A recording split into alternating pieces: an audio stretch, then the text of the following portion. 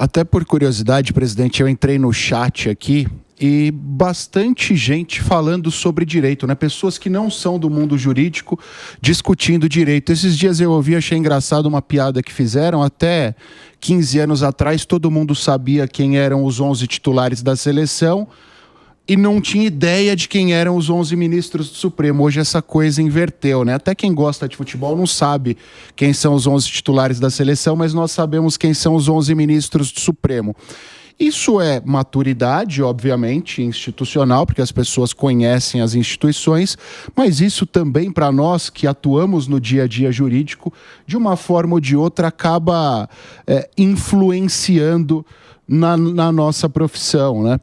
O que é você e a OAB institucionalmente, de que forma vocês encaram isso, presidente? É algo positivo? É algo negativo? De que forma a OAB pode ajudar a população em geral nesse processo de maturidade, nesse processo de adquirir conhecimento sobre as nossas instituições, sobre cidadania efetivamente? Eu acho interessante. A gente vive uma explosão de interesse que leva a muitas distorções, né? Distorções. Eu me lembro na época do Mensalão, quando eu pegava um táxi às vezes, e no final do julgamento do Mensalão, para aqueles que são mais antigos, lembram? Vinham os embargos infringentes. Estava todo mundo condenado, e aí tinha umas decisões que não eram unânimes, e tinham embargos infringentes. Esse nome é complicado, tal, nem vou nem falar. Eu entrava nos táxis, o taxista, doutor, o que você faz? Eu sou advogado. E aí o taxista começava a falar de embargos infringentes. Eu falava, gente, tem uma coisa errada nesse país. Mal eu sei direito pensar em embargos infringentes, todo mundo fala, doutor, o que você acha de embargos infringentes? É um absurdo. Mas como é que pode vir uns embargos infringentes e tal?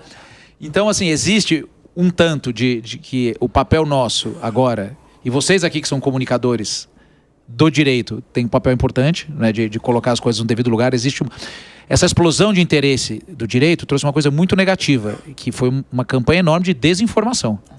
Desinformação. As pessoas passaram a ser desinformadas sobre o que é o direito.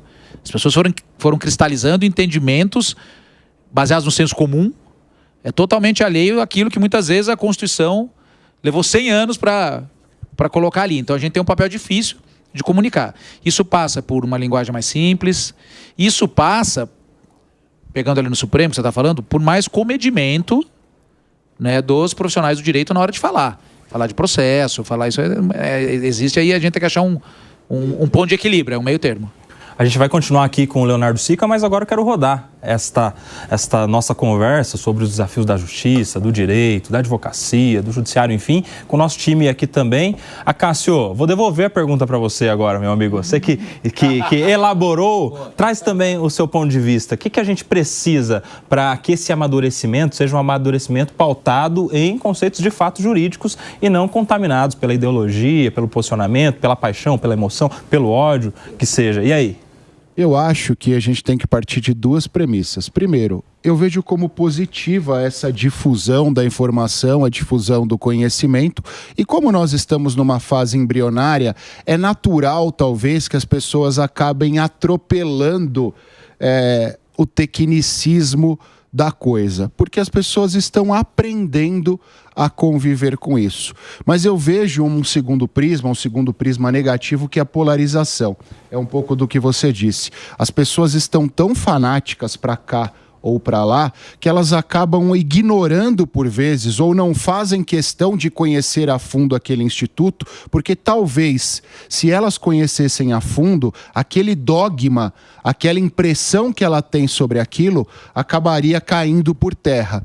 Então é um pouco isso, é um processo de maturação, nós estamos convivendo isso, nós somos uma democracia jovem, então a gente está aprendendo a conviver com essas informações, mas eu acho que o fanatismo tem atrapalhado e tem atrapalhado muito esse processo de conhecimento. Concorda, Jesus? Concordo plenamente com o Acácio e queria fazer algumas ponderações aqui, né? O Leonardo disse há pouco que o judiciário, na sua essência, ele é lento. Quando a gente lê lá em Rui Barbosa, Oração aos Moços, Rui Barbosa já dizia isso no século passado. Tem um autor europeu chamado Mauro Capelletti, nome de macarrão. Ele escreve um livro chamado Acesso à Justiça. Ele mostra que lá na Inglaterra o processo é tão caro quanto o nosso, talvez não tão caro quanto aqui no Tribunal de Justiça com essa nova lei de custas, mas muito caro também. É moroso como é na Espanha, é formalista como é na Itália. Portanto, esse problema de acesso ao judiciário, ele é, de certa forma, mundial. Mas aqui no Brasil a gente tem um ponto positivo e um negativo. Com o advento da internet, com acesso aos meios de comunicação, todo mundo se arvorou agora no direito de ser comentarista de direito. Isso advém até de um próprio senso comum, como disse o Leonardo, mas um senso comum de justiça. As pessoas passam a ter um senso de justiça e para eles uma decisão lhes é favorável ou não. Entretanto, como disse o Acácio, esse ser favorável ou não, esse conceito de justiça, está muito mais ligado a uma ideologia. Se o ministro do Supremo Tribunal Federal profere uma decisão que é ligada àquele grupo ideológico, ele está certo. Se profere uma decisão que é contrária ao outro grupo ideológico, não, ele está errado. E isso vai ao sabor dos ventos. Né? Não estamos efetivamente preocupados com o denominador comum da justiça, mas sim se aquela decisão está a contento do grupo ideológico, do grupo político. E claro, né, decisão judiciária também tem um elemento político, não é apenas um elemento estritamente jurídico. Mas será que esses questionamentos a respeito das decisões judiciais, eles não estão sendo suscitados justamente porque as decisões, às vezes, se afastam muito do que está previamente descrito? Então, estamos muito mais aparentando estarmos num sistema de common law, como nos Estados Unidos, em decisões e jurisprudências, baseando e norteando os direitos, do que civil law, aquele que é previamente descrito, o que deveria nortear o nosso país. Talvez se tivéssemos decisões muito mais próximas ao que está descrito na lei, claro que o direito não é absoluto, claro que existem decisões que devem ter a hermenêutica, né, do interpretador, daquele que vai julgar, do julgador, até mesmo delegado de polícia, na atribuição, adequação do fato ao crime. Mas eu vejo decisões muito díspares em relação ao que previamente está descrito na lei. Aí isso dá margem a palpiteiros, a opiniões, a questionamentos e a polarização. Mas o palpiteiro, Raquel, vejo eu, ele não tem um conhecimento jurídico mesmo. Dele é efetivamente um palpite. E o fato de haver algumas decisões que, não que transbordam no limite da lei, mas que talvez não sejam tão ortodoxas, tão básicas, tão padronizadas, advém de algo que eu ouvi lá no passado. A realidade ela é muito mais criativa que o legislador.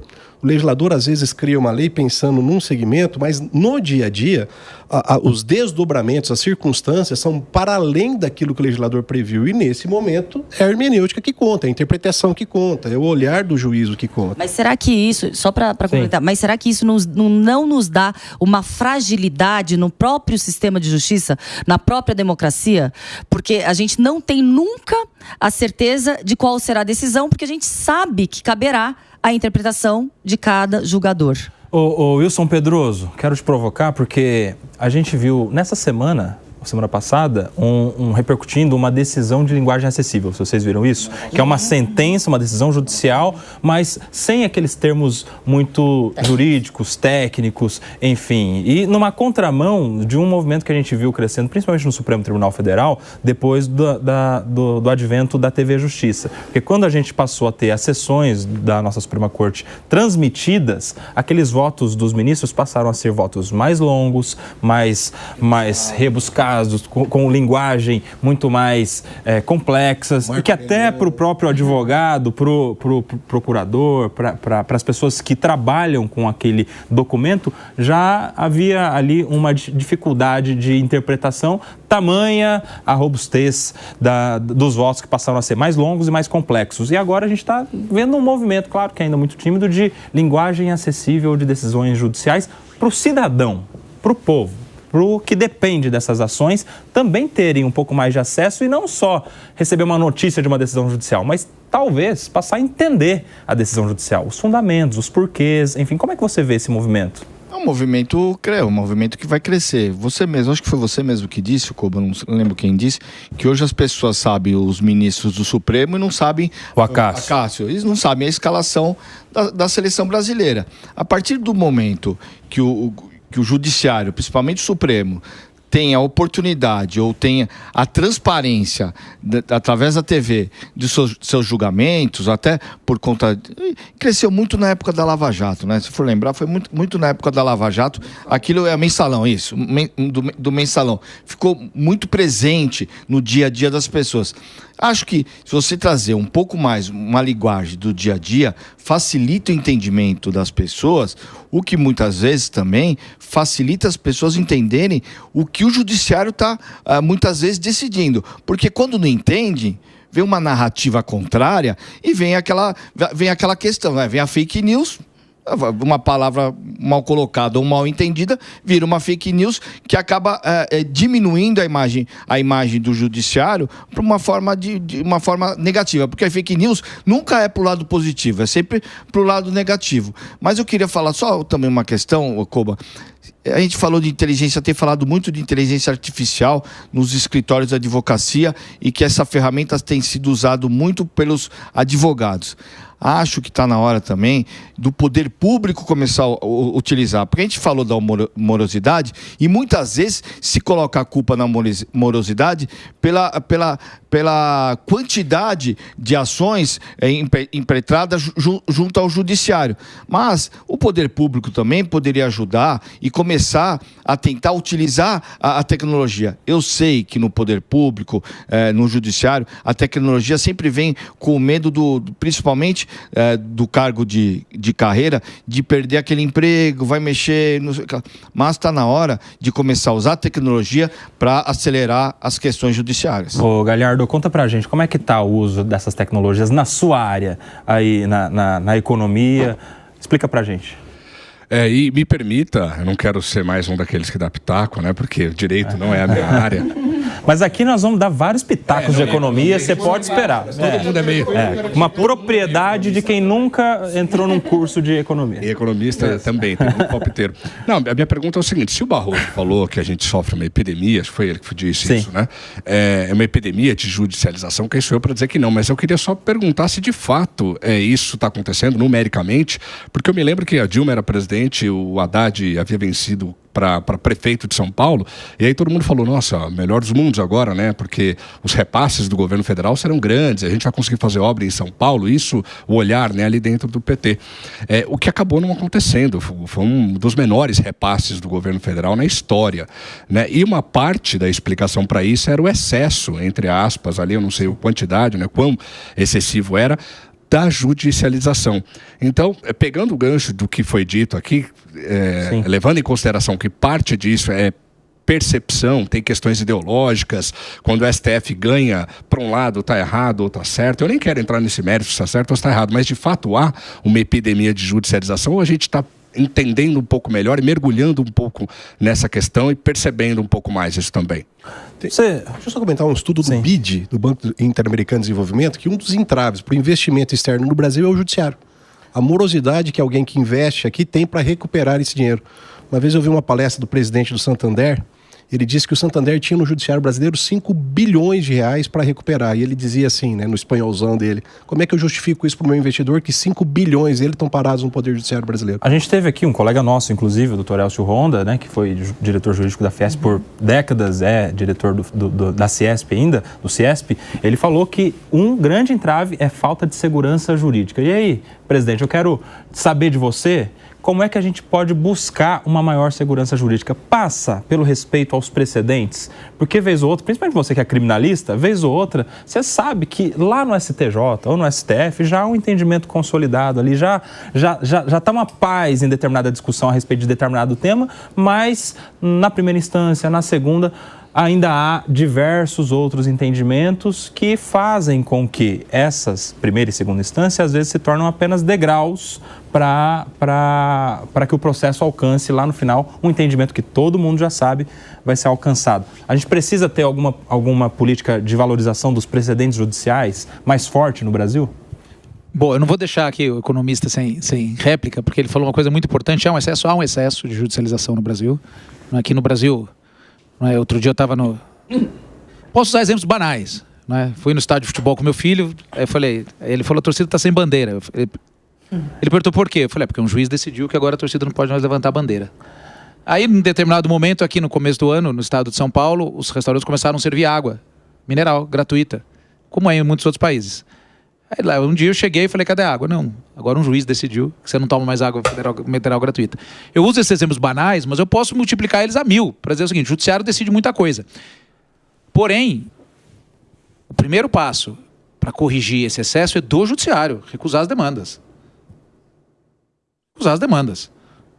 O Ministério Público mandou a torcida não agitar a bandeira. O juiz fala, não é comigo. Bate lá na Federação Paulista de Futebol, eles que resolvem. Os restaurantes resolveram servir água. Alguém vai lá no juiz e fala, não pode servir água. Associação de Restaurantes, Câmara dos Vereadores, Lei Municipal, deixa eles decidirem. Então o judiciário precisa assumir esse papel que a gente chama de autocontenção. Porque realmente é tudo. Se eu vou pagar a conta, se eu não vou pagar a conta, se eu vou pagar a escola, se a minha escola vai aumentar. Aumentou a escola, eu judicializo. A escola judicializa também para aumentar. Pais e alunos, e tem que saber isso sem recorrer ao judiciário.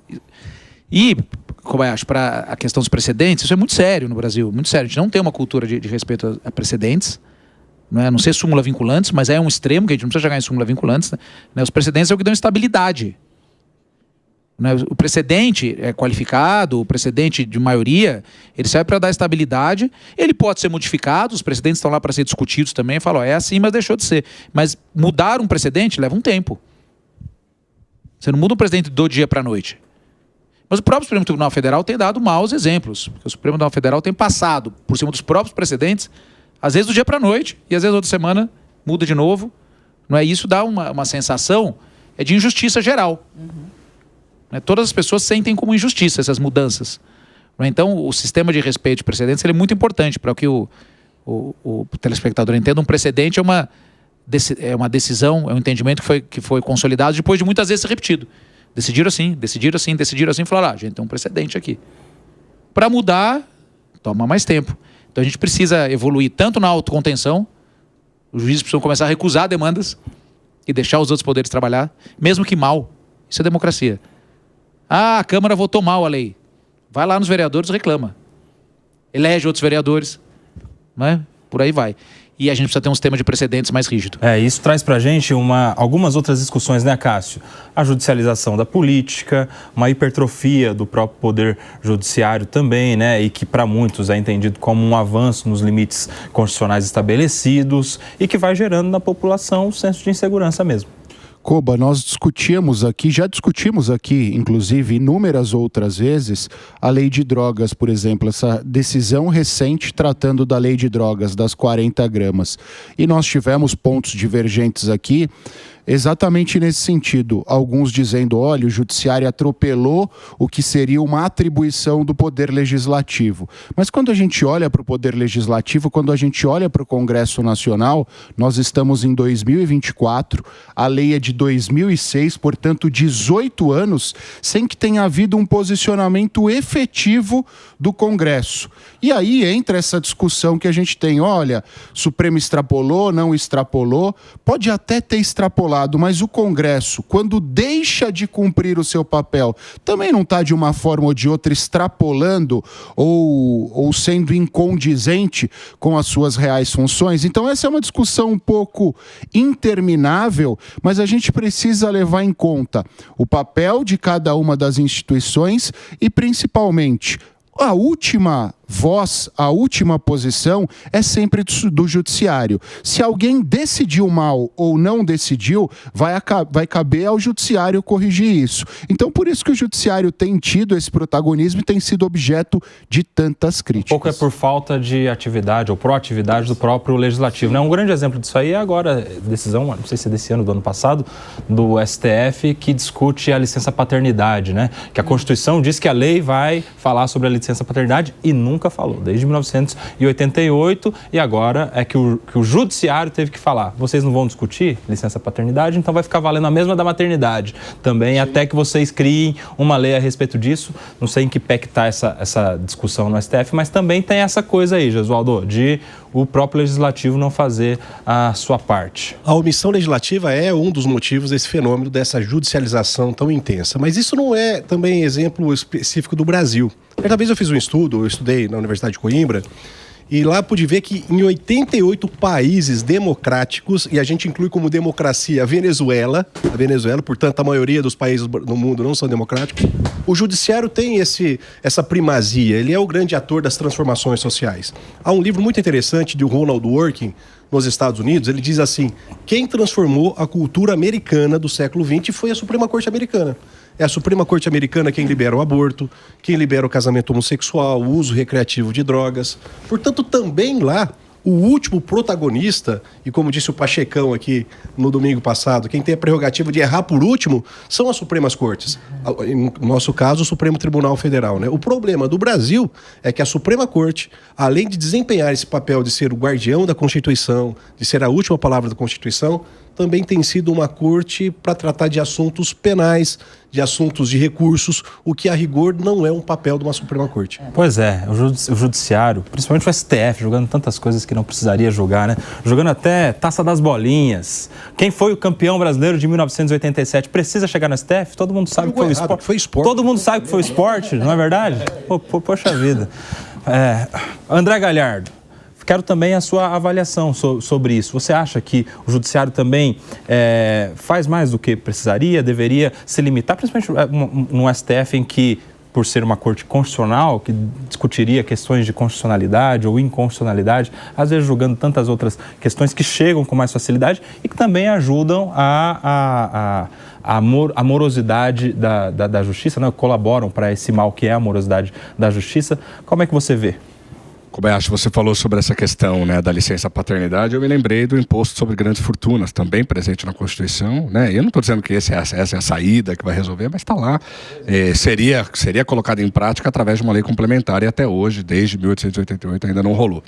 Agora, essa questão do STF estar julgando ou não, de novo eu vou aqui entrar no palpite, porque realmente não é minha área, e o que eu tenho ouvido de juristas é que de fato passou do ponto. Parece que tem muitas questões ali que estão sendo julgadas que não precisariam chegar até lá, ou tem uma questão, falou-se aqui também sobre a ausência ou menos ortodoxia. Eu também tenho acompanhado isso de alguns colegas juristas, mas a minha impressão é essa mesma do excesso de judicialização, de que antes...